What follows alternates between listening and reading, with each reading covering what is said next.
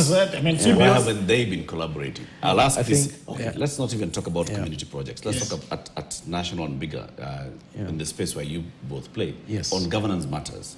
The issue of civic education, not voter education, just civic education on matters, for example, of the constitution, of governance, of the requirements, the principles of devolution and all, is a conversation that happens at civil society level on a daily basis. Yeah. Okay? Yes. Now, if we look at the rate and level, the quality of public participation, let's say in the development of CIDPs, in discussions around the budgets, over the last 10 years, we still have very many gaps.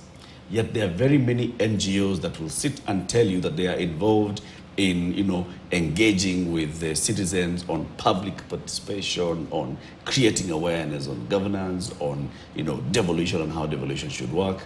But there is no cooperation and coordination. Eric, you are proceeding from an assumption that the PBOs are not ready to collaborate with government. I have not seen sufficient evidence to support any other claim. It should be the other way around, actually. Yes, the government is not ready to collaborate. But we've had several instances where PBOs have actually collaborated with government. We have in humanitarian situations, in constitution-making process. Not with government. Among themselves. We have. No, we actually have cooperated on multiple instances, Eric. If you look at the last, there are multiple examples I can cite. If you look at the election monitoring process, right from the 2007-2008 post-election,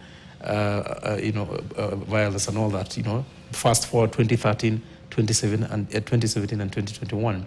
Civil society organizations have actually monitored and documented, the electoral process collectively. They have carried out civic education collectively, and we have done that under those pieces of coalitions. In 2022, we did that with the Angaza movement. That was a consortium of over 25 organizations. And then in 2017, we did that with another coalition called Koreango Sauti Yangu. Fast forward. So that is just in as far as the electoral front is concerned. And even when you look at most of the public interest litigation cases that we file, we actually do so together with a number of civil society organizations. Now, when you flip the coin the other side, I think for the longest time, public benefit organizations have tried to collaborate with the government on multiple instances.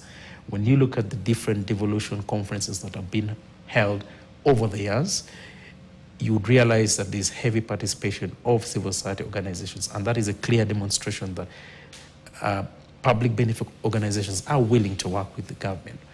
In instances where the national government has, if I can give you a more recent example, when you look at the weather, the impact of the floods on Kenyans, the government of Kenya was actually overwhelmed, and it took public benefit organizations, the donor community, and other well-wishers to come in and to plug in that gap.